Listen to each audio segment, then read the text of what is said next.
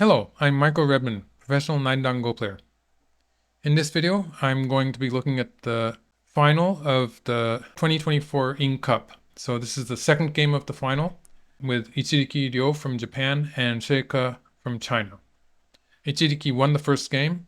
In that game, Ichiriki had a big group that was in trouble, but he found some pretty spectacular moves which saved it, and he won that game. So in this game, they're going to change roles, and it's Ichiriki who's going to be chasing a group around in the center of the board. Okay, Xie has the black stones, and he invaded the 3-3 point. And now he plays the one space pincer. Okay, so this is the way we play it nowadays. We used to play the black's next move here. In this case, white can wedge, and it depends on a ladder. If black cuts here and connects, white can capture in a ladder. So this ladder, obviously, it favors white. So if black plays on this side, white actually gets to live in the corner with Sente. So it was relatively easy for white to live with Sente. Black does get a very strong position on the outside, but Sente is important also. So instead of this variation, the popular variation nowadays is to play here. It does make it slightly more difficult for white to make a living shape in the corner.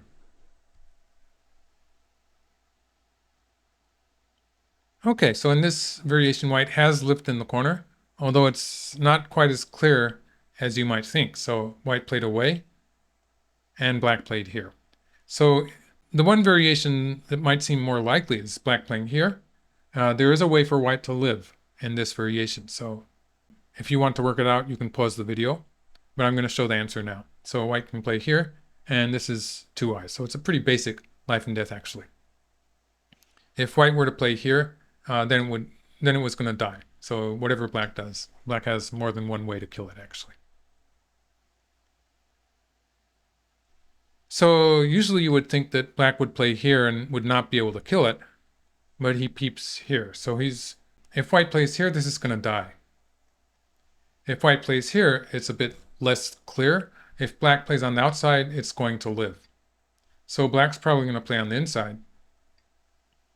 And white has one eye here, but might have trouble making the second one. So although it's probably going to die, white can at the very least get a good forcing move from the outside. So this is one example of white forcing from the outside and getting 2 successively good moves on the outside. So 3 and 5 would be a good set of moves for white to be playing in the upper left area. And they would be white's payoff for sacrificing the top right corner. In the game white played here, Norn really seems to know what he was thinking when he played these 2 moves and sacrificed the corner, because the 2 white stones on the M line there are a bit too far away from the main part of white's strength, which is on the left side of the board. And black's move at G17, that's a big stone, a big point in itself. So it's not really clear what white is trying to do. And his score did go down at this point. Okay, so white's trying to link up to the left side. The upper right corner is now, it can be called a black territory. It's pretty dead. Okay. So a shoulder hit is a standard way to reduce white's moyo. I think I saw Katago suggesting this way, but just a couple of moves later, it came to this shoulder hit anyway. So maybe if playing on the left side first was better according to a computer, but we're going to see why, because Katago was also suggesting at this point that white takes Sente, so that white could play something in the center of the board. So you can see how Katago is emphasizing the fact that the white has to build the left side into a big area. So that would be the AI strategy, I suppose. In the game, white does play a pretty intuitive way of playing. This is the natural kind of shape move. And it is also looking at a weakness in black's corner in the lower right. And so it makes sense to me. It's a kind of a humanly logical move, you might say. And so that was the weakness for black's big knight's move, Shimari, the Ogema Shimari. And black dealt with it by sacrificing a stone. So he's allowing white to live on the side, but taking the corner territory. And white got back to the left side. So black does have an advantage at this point. He played here. So with this move, it seems the advantage was a bit more clear if black had played here. And there's a follow-up move to this, because if white plays elsewhere, then black can play here and cut. So there's this attachment and cut on the left side, which would, when black does this, black's the cross cut, black is going to sacrifice one or the other of the stones. So in this case, he would sacrifice the black 5, and break into the white territory. Or if white played on the other side, he would sacrifice black 3, and he would break into the white territory. So that's how the crosscut works. However, he played here.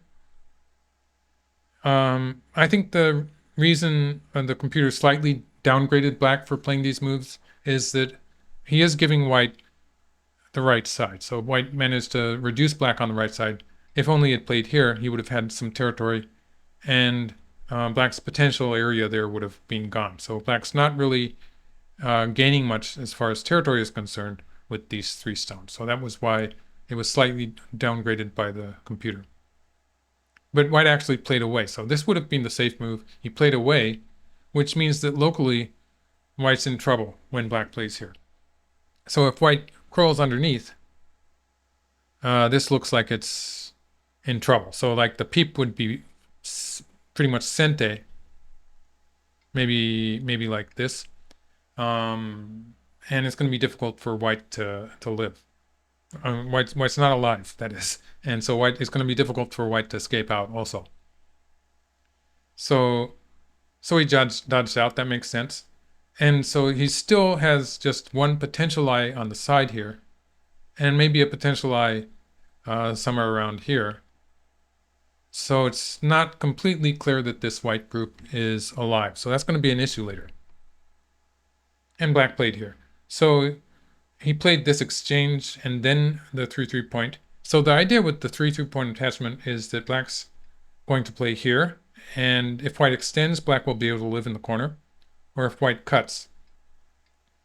This sort of links up to the outside position and reduces the corner a little bit. So it would have been a profitable exchange for black, a hikashi, you say. So white extended down here, and this was a clever sequence that allowed black to live in the corner. So black's alive. And white peeped here. So at this point, black has an advantage in territory. So let's say more than 50 points. And white's territory is just a kind of a potential area on the left side. So there's no really big white territories. When I say about 50 points, I haven't even counted in these stones, which are not completely alive, obviously. So black has a lead in territory. White does have to attack strongly. And black dodged once, but then he saved the 2 stones. So this did make the game complicated. It would have been simpler to play something like this and just defend the black group. It reminds me of the game number 1 of this set of games, the first game in which Ichiriki had an opportunity to defend his group, and instead he got greedy and put pressure instead. So like you can call this move greedy, but it's also putting pressure on white, because black is on the verge of capturing the whole right side here. So if black surrounds this group, white will probably not be able to make 2 eyes for the whole group. So it's by threatening to do that, black is putting pressure on white. Not only is black ahead in territory, but he's threatening to capture the right side. So white has to find a very forceful attack against black in the center. While this would have been good enough for black, I sort of like the greedy approach too, because it does put a lot of pressure on white. Okay, so white's trying to take away black's eye space. And so, yeah. The computer subtly disliked most of the moves they play here, but it's really difficult to explain, which probably means it's difficult for me to understand too. So I'm not going to go into too much detail here. Like, however you play this, it's going to continue to be very complicated for throughout a fairly long sequence in the center of the board. And so it's probably not humanly possible to play a computer perfect variation at this point. Okay. This is taking away a potential eye that black had here. So for instance, if white had played on this side, there would be some aji here. So like there's a kind of a potential squeeze just to show one variation where black gets this forcing move and gets a second eye here. So otherwise white might avoid that by pushing out this way, but then black would break into the white territory here. So there's this kind of potential, which is a problem for white. That would explain white playing here. And it does start to threaten his other eye. So for instance, if white can, let's see, where did black play? Black played here. If at some point white plays here and here and here, these two stones will form false eye also. So it sort of depends on, there's an Atari here, which is going to be a problem. But there is this false eye, which is, it's there as a potential that could happen later on. So white is putting pressure on black's eye shape. Okay. And black has to make a second eye. So white played here now. And so he's asking if black is going to save the 5 stones. So while their play was, maybe it wasn't computer perfect, the important thing in this fight is that Xie Ke knew that he could sacrifice a part of his group. So his positional judgment here was correct, and he played away. This move, it completes the eye here. So this is a real eye here. And he only needs one more eye. So he's going to try to make the second eye. So probably somewhere around here is going to be the second eye. So he's going to try to do that. Okay. So black played here and here. So he's moving out in the center. So for instance, if we assume something like this, black has one eye capturing this stone and maybe is sort of forming a second eye here. So that's the idea with black. And this move is, you might say, it's taking away potentially taking away this eye here. So it's a very strong attack. And white cuts here. So he's taken territory once.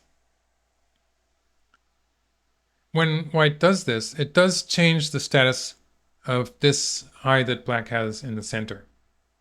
So if white plays here next, then black would have to take it, because if black plays here, black loses the 4 stones.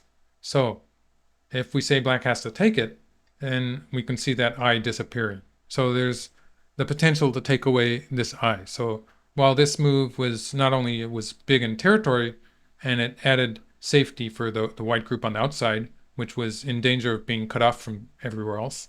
So if white captures these 5 stones, that saves the white group in the center. And it also created this potential false eye in the center. So what black did was, black is starting to go after these stones. So, and white played here. So he's asking if black is going to save these 4 stones now. Again, Xie Ke was correct in his positional judgment, and he played here. And so at this point, black is playing very well, and he's looking to win the game. So this move, it actually captures not only the 4 black stones that I was talking about, but it also captures these stones. So the way it does that is that if black answers this, then white can cut here, and that would kill the whole thing. So black can't do that.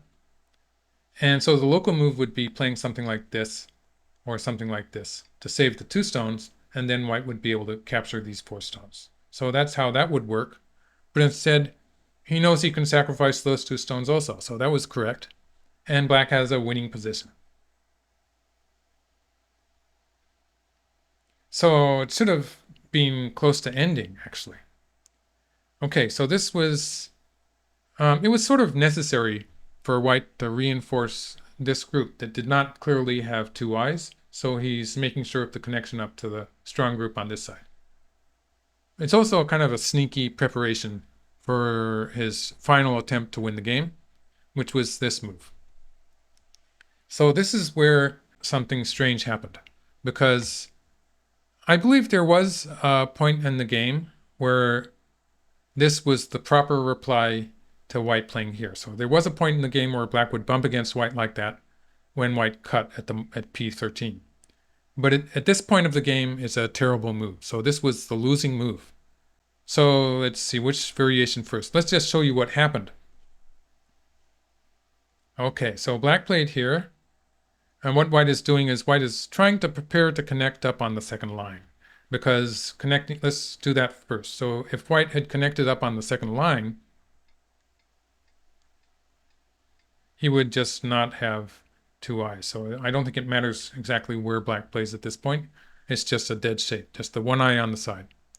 So when he plays here and here, he's making an eye in the center part of that. And so if white gets to play here next, like this, then he's going to have an eye here too.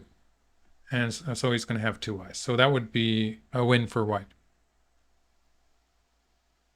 Okay, so we're still in the game variation here. Black had to take away that eye on the second line. So this was the tessuji. So it's not that difficult a tessuji. There's also the fact that there's a potential cutting point here, which is a part of it. So black played here, white played here, and white played here. So at this point, if black plays here, it's going to be a ko. So like this. But black definitely doesn't want to play this ko. So this, he doesn't have any ko threats. So like everything is just so completely dead that black doesn't have any ko threats. So like I'm just playing around, I suppose here. It's dead. So black doesn't have any good ko threats, and white has saved the group on the right. So black couldn't do that. He played here and here, and so that black group, he died again. So he died the first time, and black was winning, and he died a second time. He was still winning because he captured the right side, but the third time was too much. So let's go back to where he made his mistake. So the problem was that in the game variation, if black had played something like this, then the cut would have been forcing. So that's where this stone and this stone, the exchange here of these four stones, basically it put these three stones in Atari. So black was putting himself in Atari with that exchange. So the way he should have played was he should have omitted these four stones. And there was no reason to play them. So he had to play here. And the white group has no way to make two eyes. And we can try the same sequence as happened in the game. Now black can play here. So obviously the big difference is that white 8 is not an Atari this time. So there's really nothing that white can do. It's just dead. Yeah, there's just nothing white can do. So in this case, I don't know. It's just dead. So there's no way that white can save it. So the game was just about over, and this is like just from the high level of play up to this point, it's pretty hard to believe a mistake like this. And now it's alive. So black had to take away the second eye, but white had this tessuji. Okay, so three dead black groups. Let's just continue the game. He tries to make a ko out of it. So made a ko out of it with this. So it's a race to capture between the white group here, which has 4 outside liberties, and the black group in the center. Okay, so black is, at this point, is losing pretty badly, but he doesn't want to resign at this point. Okay, so white's still playing away. And this move, this is actually the tessuji. This is worth remembering, because if black plays what might intuitively seem to be the best move, If we look at this corner, there's a tesuji here where white can make a seki if white plays here and then here. So having that stone at B1 instead of C1 is better shape. It's 6 points of black territory. He's also creating some ko-threats when he cuts here. So he's setting up ko-threats for the ko in the center because he doesn't have enough ko-threats to make it work. So white takes the ko now, and they're going to continue the endgame while fighting that ko. And white just connected here. He didn't want to be answering all those ko threats on the second line, so he just connected the ko. And black's still sort of fishing for ko threats. He doesn't have enough ko threats.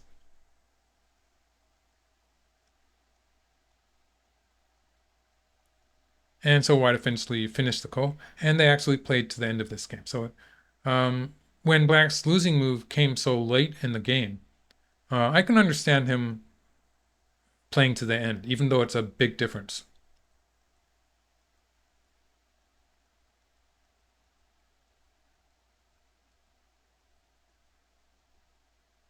And so yeah, they're finished already. So there wasn't much of an end game to this game. So that was the only dame point. White won by 9.5 points. So I think that's 10 points in the English system. Paid 2 penalties, I think, for extra time. So that was 4 points. So he was winning by a larger margin. So that was the second game of the Ing Cup.